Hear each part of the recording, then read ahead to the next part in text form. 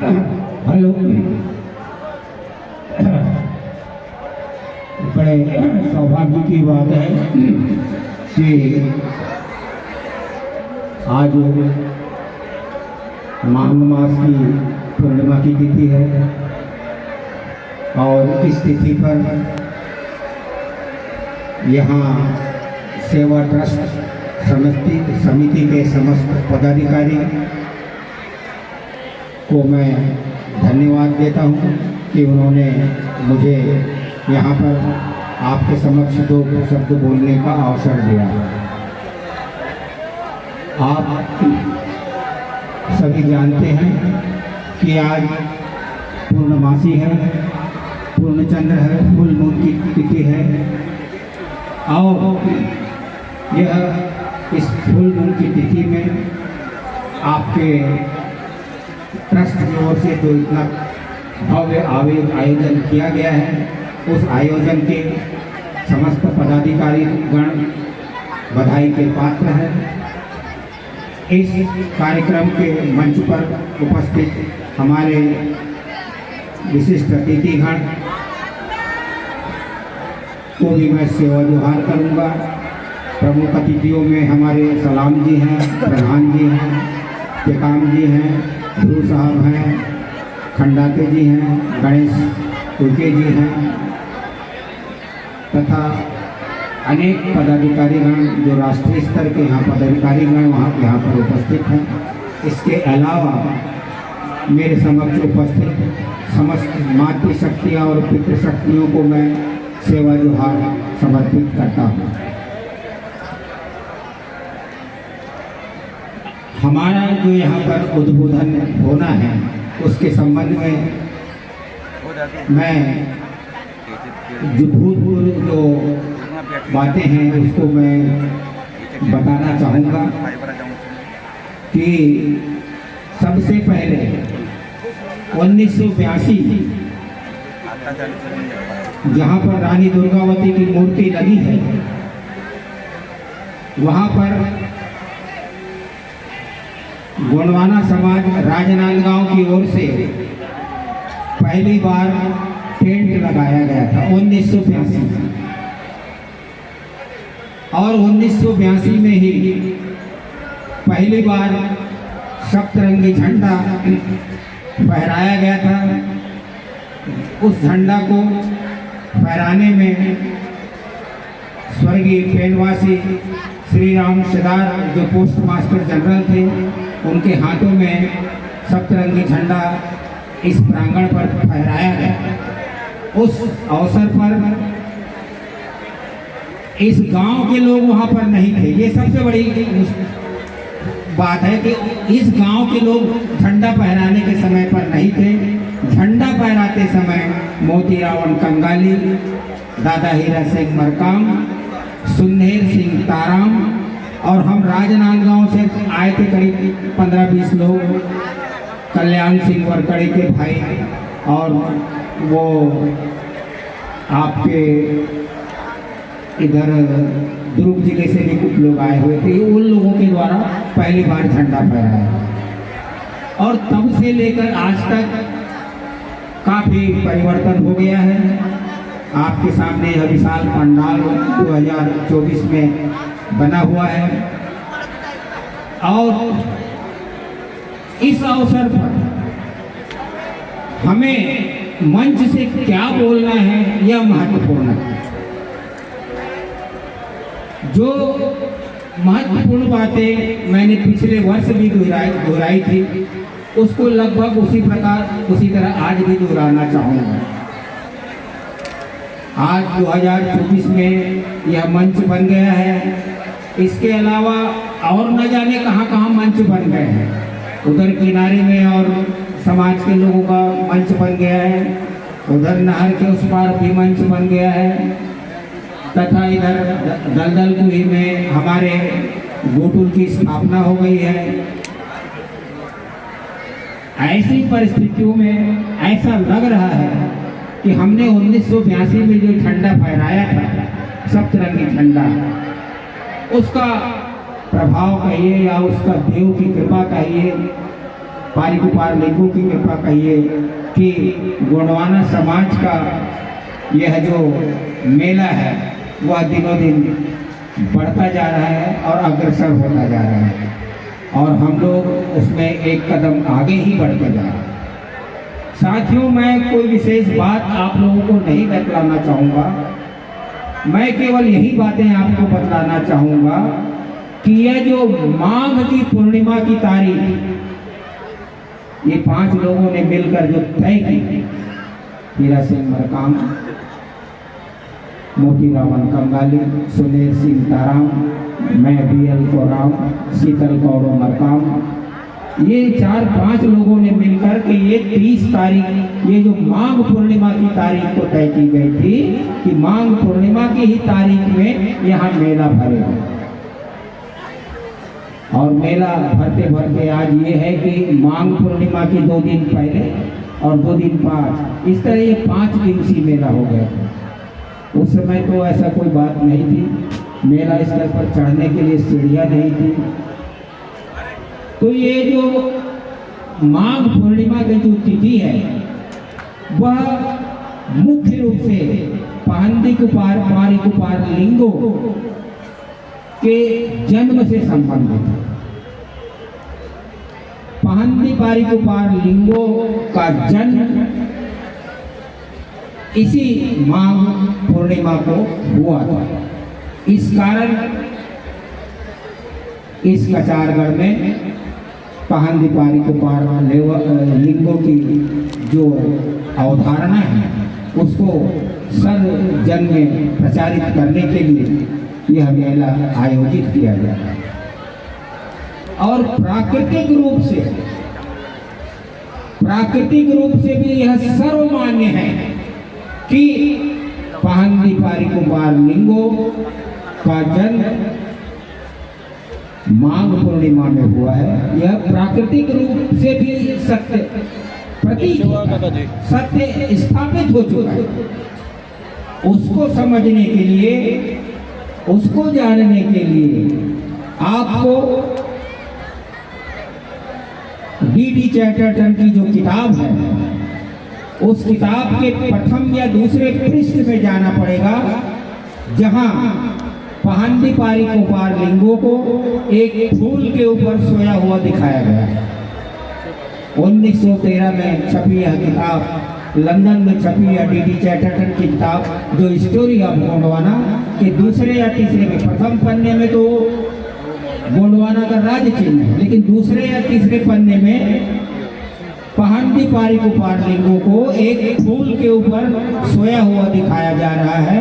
वह फूल कोई और फूल नहीं है, वह फूल सेमर का ही फूल है जो लाल रंग का होता है, जिसके 5 या 7 दल हुआ करते हैं। और उस फूल के ऊपर पहंदी पारी कुपार लिंगों को सोया हुआ दिखाया जा रहा है, बाल रूप, बच्चे के रूप में सोया हुआ दिखाया जा रहा है। और प्रकृति का यह आश्चर्य कहिए कि सेमर का फूल भी इसी माघ पूर्णिमा को ही फूल करके अपने सारे परिवेश में आता है, जो इस बात को प्रमाणित करता है कि पहंदी पारी कुपार लिंगों का जन्म जब सेमर का फूल खिलता है, जो सेमर का फूल खिलता है उसी समय उसकी पैदाइश हुई थी। इसलिए उस फूल के ऊपर पहंदी पारी कुपार लिंगों का चित्र D.D. चैटरटन ने अपनी किताब पर छाप रखा। ये इस कथा को मान करके 4-5 लोगों ने मिल करके माघ पूर्णिमा की तारीख इस कचारगढ़ के लिए तय की गई थी। दूसरी बात ये थी कि पहंदी पारी कुपार लिंगों के लिए तो है, लेकिन उसके भाव के रूप में दूसरी बात आती है, वो ये आती है ये कचारगढ़ नाम कैसे पड़ गया। यह कचारगढ़ का नाम कचारगढ़ कैसे पड़ गया, वो भी पहंदी पारी कुपार लिंगों के कर्म स्थली के रूप में इस स्थान का नाम काचारगढ़ पड़ गया। यानी काचे कियाना, फूल को गूंथना, फूल की माला तैयार करना, तो फूल की माला कौन तैयार किया था? इस फूलों को कांचे कियाना करके फूल के रूप में किसने पिरोया था और एक फूलों का हार किसने बनाया था? वो पांडिपारिको लिंगों ने 1 से लेकर के 12 फूलों का हार इसी तारीख को बनाया था, इसी माघ पूर्णिमा को बनाया था। इसलिए माघ मेला में ही कचारगढ़ में मेला भरता है। पांडिको लिंगों ने पहली बार जो यहाँ पर गोत्रावली की रचना की, गोत्रावली की जो अवधारणा यहाँ पर स्थापित की, गोत्रावली की जो फूल माला उन्होंने समाज के लिए पिरोया, 1 से लेकर 12 फूलों की माला को कांचे कियाना किया गया, इसलिए इस स्थान का नाम कचारगढ़ पड़ गया। और कांचे कियाना के रूप में पांडिकुपारी लिंगों की कर्म स्थली के रूप में कचारगढ़ में माघ पूर्णिमा में मेला भरना तय हो गया। ये 1982 में तय हुआ था कि माघ पूर्णिमा में मेला भरेगा। एक तीसरी बात और आती है जो माघ पूर्णिमा से ही संबंधित है। एक तीसरी बात जो आती है वो माघ पूर्णिमा से ही संबंधित है। उसका भाव, उसका आधार, उसका सूत्र शंभू के लिए जाता है। जो हमारे उस काल में शंभू थे, पांडिपारिक लिंगों के काल में जो शंभू थे, जिन्होंने 33 बच्चों को कचारगढ़ में बंद कर दिया था, गुफा में बंद कर दिया था, वो बच्चे निकाले गए और निकाल करके फूल की माला बनी। ये तो कहानी हो गई। लेकिन आर्य और अनार्य का जो समझौता हुआ, आर्य और अनार्यों के बीच जो लड़ाई चली आ रही थी, उसमें एक विराम लगा, एक उसमें कहना चाहिए ब्रेक डाउन हुआ। और ब्रेक डाउन होने के रूप में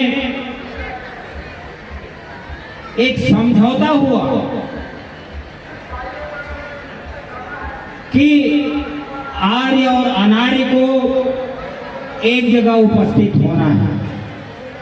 समझौता करना, उस स्थान का नाम क्षीरप्रा, जहां दूध की नदियां बहती हैं। क्षीरप्रा, दूध जहां बहती हो। क्षिप्रा, क्षिप्रा नदी कहाँ है? उज्जैन। उज्जैन के महाकाल मंदिर उज्जैन, क्षिप्रा नदी है। क्षीरप्रा जहां दूध की नदी है, क्षिप्रा नदी के तट पे। और आर्य और अनार्यों का जो समझौते की रस्म को पूरी करना था, उस समझौते की रस्म को पूरी करने के लिए क्षिप्रा नदी के तट पर दोनों लोग उपस्थित हुए। और कहा जाता है कि उस समझौते के तहत जो अनार्य लोगों के पास जो भी धन दौलत पूंजी संपत्ति थी, उसका बंटवारा हुआ। उस बंटवारे में आर्य लोगों को बहुत सी चीजें दी गई। आप लोग सब जानते हैं उसको। हम जो समझौता हुआ उसको हम लोग क्या कहते हैं? सागर मंथन। सागर का मंथन हुआ। मंथन हुआ मतलब समझौता हुआ। सागर मंथन में आर्य अनार्यों का समझौता हुआ। उस सागर मंथन में बहुत सी चीजें निकली। अमृत भी निकला, जहर भी निकला, कामधेनु गाय भी निकली, हैं ऐसा कल्प वृक्ष निकला, एरावत हाथी निकला, कोई वो धनवंतरी भी निकले। तो इतने लोग तो निकले। ये समझौते की तरफ ये जो सारी अच्छी अच्छी जो चीजें थी वो आर्य लोगों के पास चले गए। अंत में जो एक चीज बनी, जो बच गई थी, उसको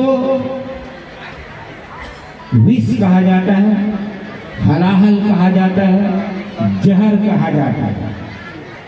जो हलाहल और जो जहर बच गया था,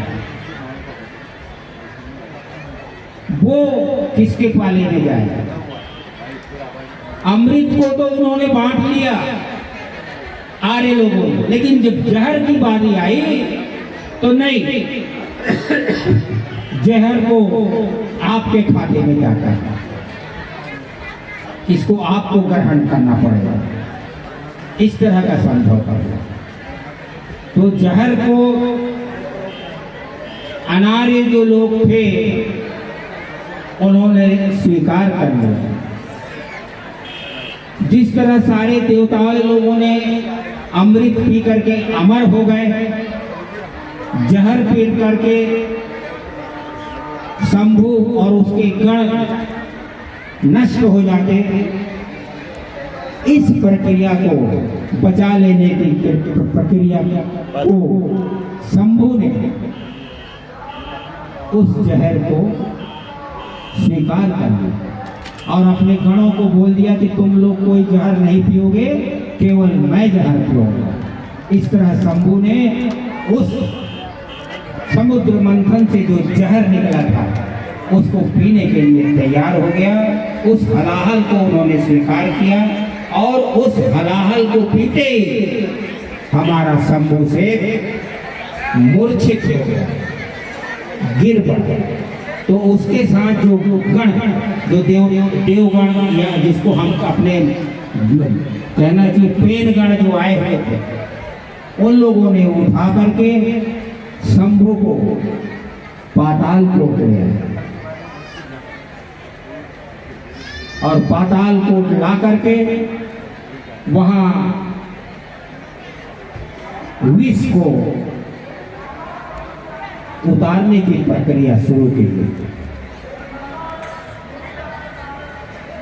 माघ पूर्णिमा को विष दिया गया और फागुन के एकम से उसके विष उतारने की प्रक्रिया पाताल कोट में हुई। पाताल कोट जो जमीन से 4 किलोमीटर नीचे गहराई है, उस गहराई में शंभु को ले जा करके उसको विष को उतारने की जो प्रक्रिया है उसको प्रारंभ की गई। और प्रारंभ करते करते करते करते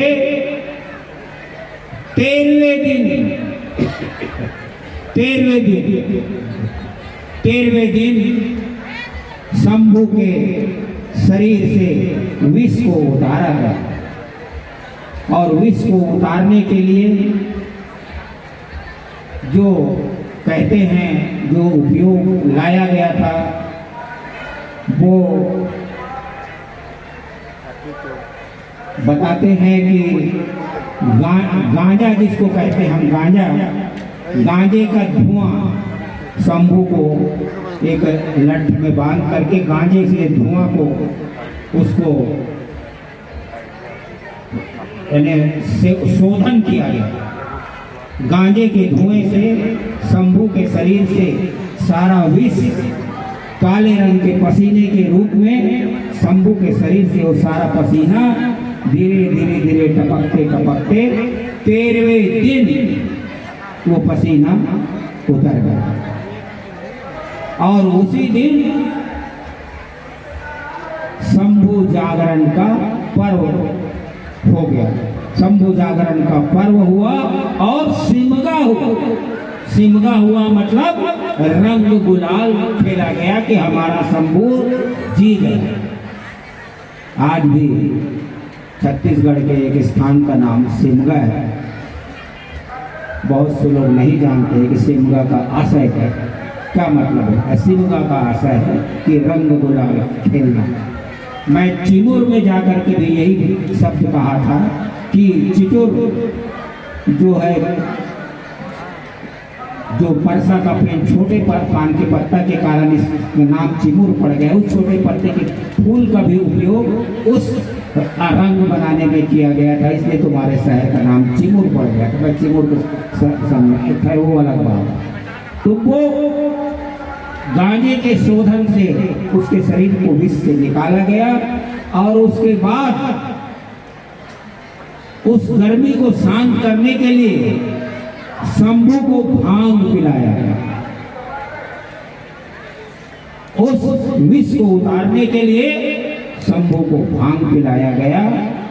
इस तरह शंभू के शरीर की जो गर्मी है वो पूरी गर्मी का शोधन हुआ, वो उतर गया और शंभू जो है उसी जी उठा। और इसीलिए शंभू नरका पंडु क्या मनाते हैं हम लोग? शंभू नरका पंडु, हिंदी में क्या बोलते हैं?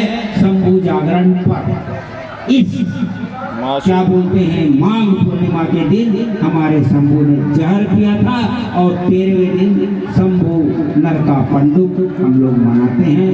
इन्हीं कारणों से मेरे भाइयों मेरे बहनों, कचारगढ़ में जो मेला माघ पूर्णिमा में भरता है, बस और नहीं कहूँगा। जय सेवा, जय बराबर, जय बराबर।